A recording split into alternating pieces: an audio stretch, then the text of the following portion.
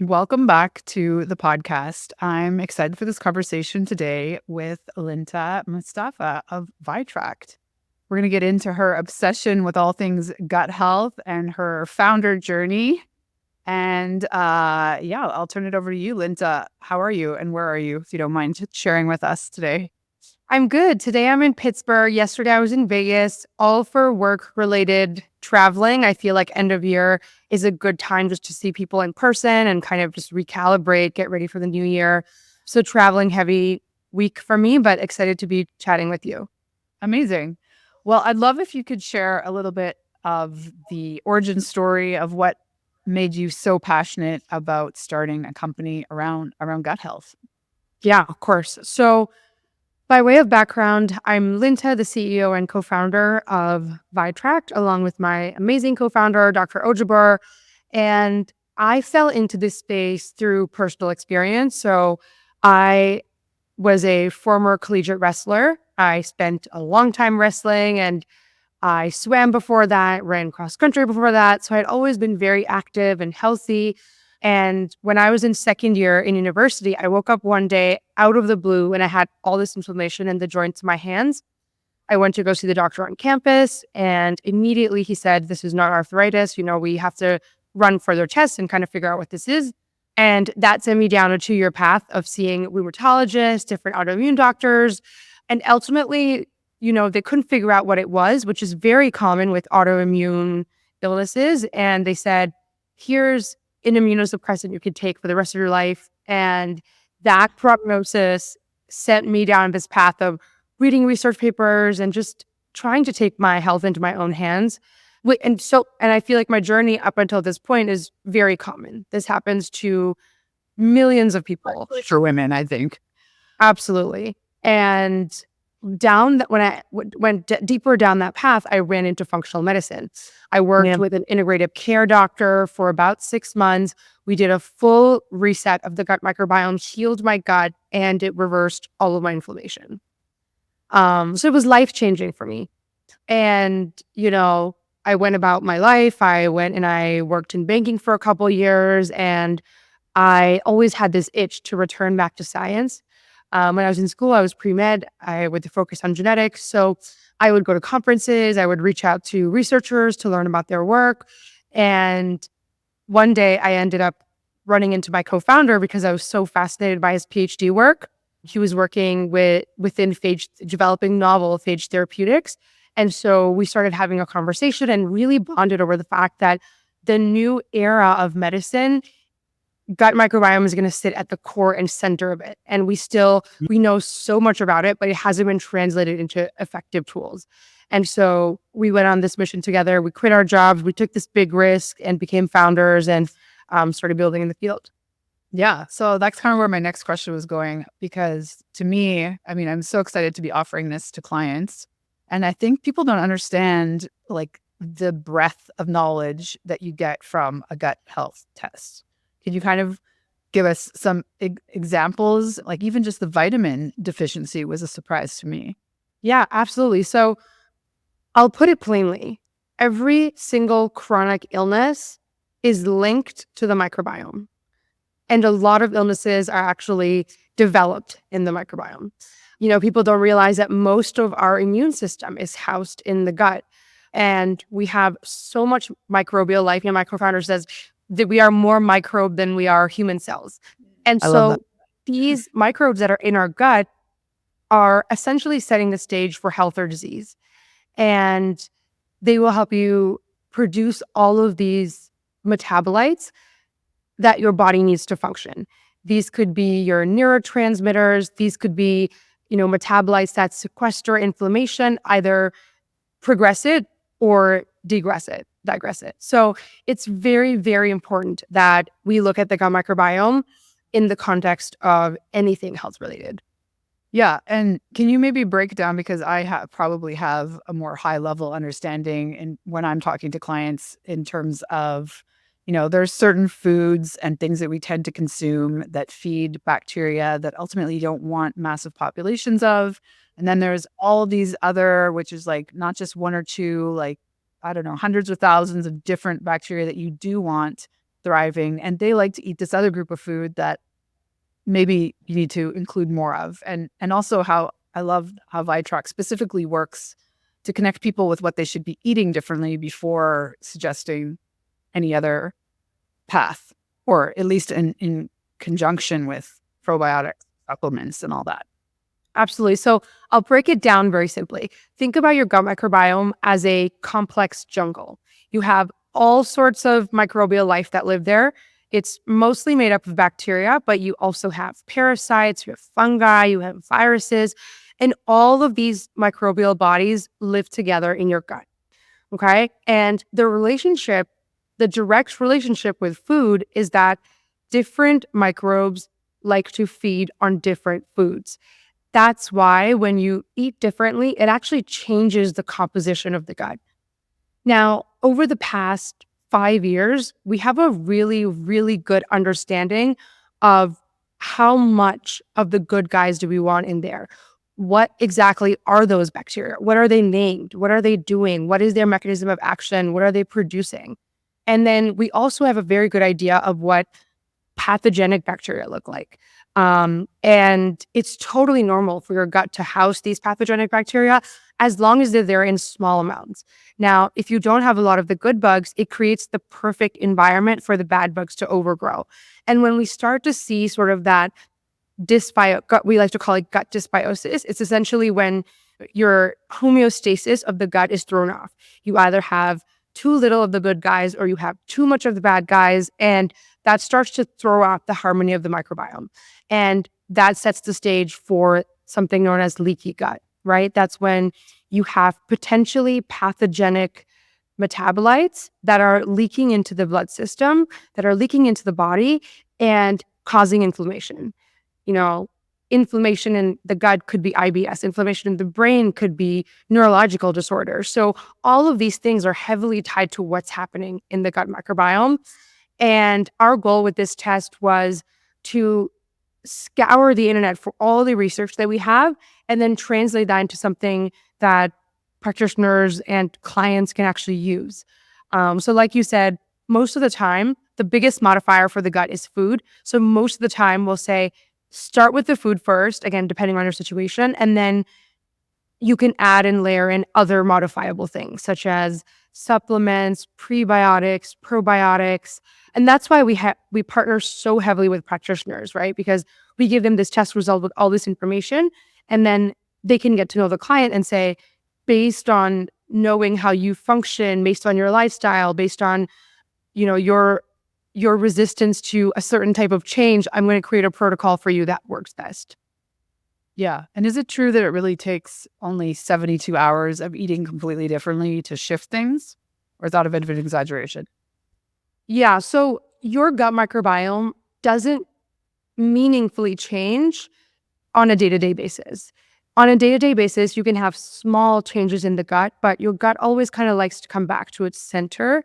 And if you want to change that composition of the gut, it takes around 3 months. So if you take a gut test today and then say you get your results back, you incorporate the food recommendations we suggest and the probiotics and supplements, whatever it is, combination of those things, and you keep consistent for about 3 months, that's a good time to retest. Got it. And what besides, I mean, I've always loved that you focus on food first, but what else is different about this test? Because there are a lot of companies out there that are doing this. Absolutely. There are a couple of things. So our core ethos of the company is accessibility and actionability. And that is what bleeds through our entire product. I'll talk about the simpler one first, which is accessibility. It's half, if not 1/3 of the cost of any test on the market. And as founders, we made a decision that we were going to do everything down the supply chain, make all those decisions that we could to keep the price affordable. And I think that's changing the game for practitioners, right? Before they could only test a couple of their patients because you're paying $400 to $900 per test. But now you can pay $150 and get a test. So it really, Yeah, really. I think that's what you were saying too, in terms of, most people or some people are in a situation where they can only get a test and then like try and change course, but they don't necessarily invest in the follow-up test, whereas this is set up that it makes way more sense to keep testing. Exactly. We thought about repeatability and tracking biomarkers when we were thinking about price point, because say you took a test today and you saw a couple of biomarkers that were totally out of range, and then you're doing, you're running a protocol, you're changing the way you live, you're changing your lifestyle, and then you're wondering, did that really work? Or did those biomarkers really change? And there's no way to know until you retest. But it's hard to do that if you're paying $600 every time.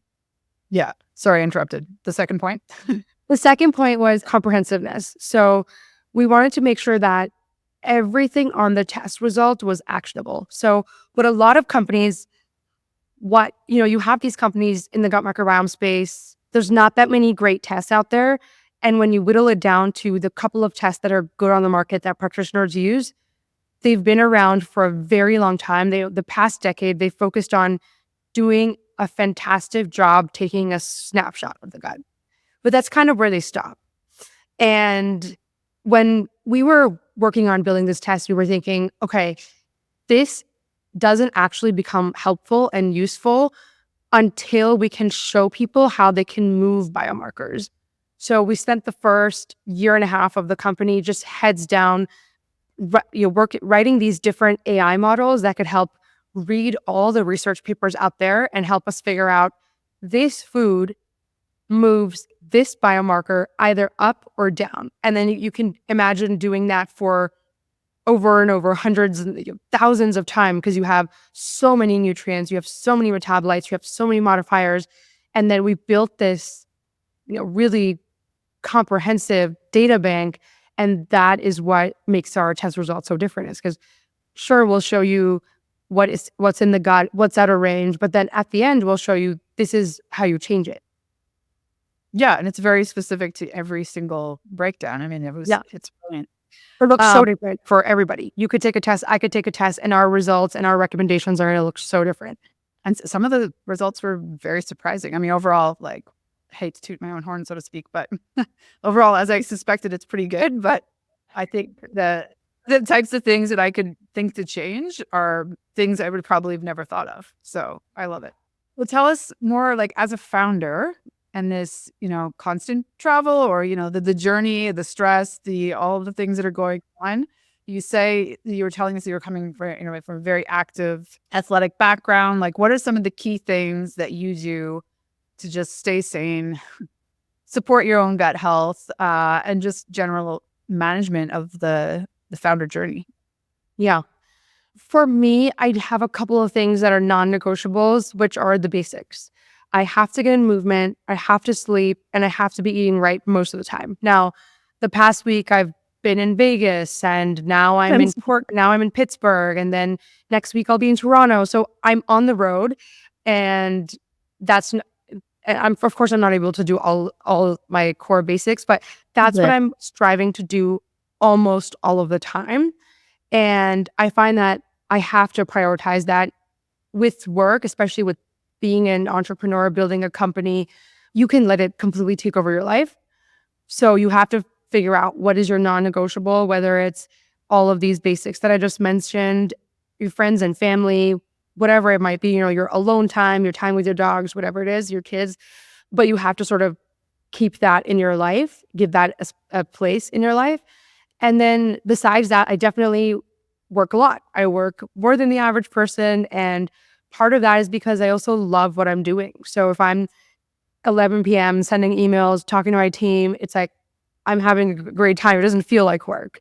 And my co-founder and I talk about that all the time, where we feel so passionately about what we're working on that day to day, it's so much fun. So maybe talk to us a little bit more about that futurescaping that you guys are seeing in terms of where this is going in the future.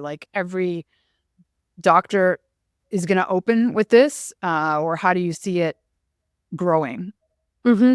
So the way we like to talk about this product is if we can educate as many practitioners and clients as possible, then this will seamlessly integrate into all practices. Now, we have specific practitioners that we are focusing on in the beginning, practitioners like functional medicine doctors, naturopaths, people that don't need any convincing. They already look at the gut microbiome. Exactly. They're, they're Tools. looking for better tools. They're looking for cheaper alternatives for their clients, and they're looking for tools that are going to help translate all this science to them. And then beyond that, where we see the future of the company is our mission is every single person should have a health protocol that includes something to help them with their gut. Right. And ultimately, we see this in every doctor's office, pharmacists, integrative pharmacists, oncologists, GI doctors, specialists, even like derm clinics, medical spas, longevity clinics, all of these different practitioners that are treating clients should be looking at the microbiome. Yeah. And how do you see the conversation changing? Or is there differently stated, like, what are some of the questions that you get that maybe surprise you? Some of the questions that surprise us are, do I need to be looking at the microbiome? I already have these 3, 4 protocols and I run them. And I find that with most of my clients that is successful. Now, the reason that is a challenge is because if you take a spray and pray approach, you might be able to get there with your client, but it takes so much longer. We ran the math one time, and even on supplements alone, on average, each client is paying $1,200 US dollars more if they're just testing random supplements versus if they just run a test, figure out exactly what they need. There's huge cost savings in just that alone. So there's a lot of different ways that testing and treating a client can get you results so much quicker than just trying things and then trying things and hoping that, you'll hit the target at some point. Yeah, this is speaking to my ethos, which is there's no one size fits all. And the messaging, like to me, generally speaking, the supplements industry is big pharma's move into the wellness industry, right? And does it make sense? Like I'm often working with women that are taking like up to 20 supplements. They don't even necessarily remember when they started taking it or what it's exactly for. And like, you don't know what's working and what isn't. And especially you start taking these 5 all at the same time, like who knows what's making any difference? Like I'm happy you feel about but which one is it? And to your point, like it's a very expensive solution to what we both know. It often just means like if you could just eat a lot better, Mm-hmm. we wouldn't need the majority of these anyway. Yeah. And understanding like what they all do. So maybe you don't need to take 2 every day for the rest of your life. Yeah.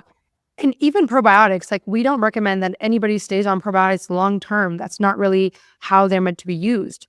They're meant Yeah. to sort of, if you don't have a certain family of bugs, like you do a gut test and it tells you have 0%, that's a perfect use case to use that probiotic, bring that bug back into the ecosystem, and then feed it to keep it there. But there's no reason why you should be on probiotics all the time. I think it's crazy that probiotics actually have pharmaceutical grade impact on the body, but we can just pick it up off the shelf and take it. So it's just funny to think that it's just evolved in that way. But I think I can totally see a future where we get to a point where things like FMT as they become more and more popular, we're going to realize that your off the shelf probiotics it's just as important to figure out if you need them or you don't need them. Yeah. Do you see, are there really any dangers in taking these things if you don't need them other than like the money you're wasting? Absolutely. Absolutely. And I'll give you an example. So there's a class of bugs called Akkermansia, and it's a probiotic, and they have huge benefits for your gut microbiome. So essentially what Akkermansia does is it activates your GLP-1, which then takes glucose out of the bloodstream, fixes it into cells. So it's your body's natural Ozempic. You really do need it in the microbiome. In around 1 to 5% of your gut should be that bacteria. Now, I'm a really interesting example, as in when I took our gut test last, I noticed that I had 20% Akkermansia levels. So for me, it makes a lot of sense. It's very, very hard, if not impossible, for me to put on weight. It makes those things line up. Mm-hmm. And the problem, though, is even though it's a beneficial bacteria, if it overgrows, it's eating away at your gut lining faster than your gut lining is being repaired. And that means you're having low-grade inflammation. And so if I was like, hey, I should just pick up this Acrobensia off the shelf and take it, then I'm already feeding a bug that I have an overgrowth of. And that's not a good thing. Well, this was so fascinating, and I'm so excited for you, and I'm excited we're working together in this way. And the Vitract University, brilliant. Thank you. It's free. It's free for practitioners now. What's sort of like the one big challenge you see going forward in terms of convincing people that this is important part of their health and wellness? I think it's just habits. It's the microbiome is not easy. It's complex. It's easy for me now to pick up test result and say, oh, I know exactly what biomarker I'm looking at. I can see what's thrown off. But if you're looking at a test result for the first time, it's intimidating. As a practitioner or as a client, if you've never been trained to look at a gut microbiome test, you might feel like, hey, it's not something that I have to think about now. It takes work for me to add this into my practice. But that's why we have initiatives like Vitract University, where we give away free education. We focus on training practitioners so they can do this and integrate it into their practice, because there's huge benefits for you as practitioners, but huge benefits for your clients. So everybody wins. But definitely, I think anytime you do anything new, you start going to the gym or you start eating better, there's an activation energy. So I think just getting over that hurdle, which most of the time, if practitioners do a test for themselves and they see their test results, once you can see it, it really changes the game. Yeah. So what's the best way to connect with you if someone's interested? You can reach out to me via Instagram. I'm always open to responding to people, answering questions. You can reach out to Vitract at Vitract Official on our company page, and then of course work with you to access the testing. Well, thank you so much, Linda, for your time. I learned a lot, and yeah, I'm optimistic that this is going exactly where you believe it's going, and the passion you guys are bringing behind it really speaks volumes. Thanks so much, Megan.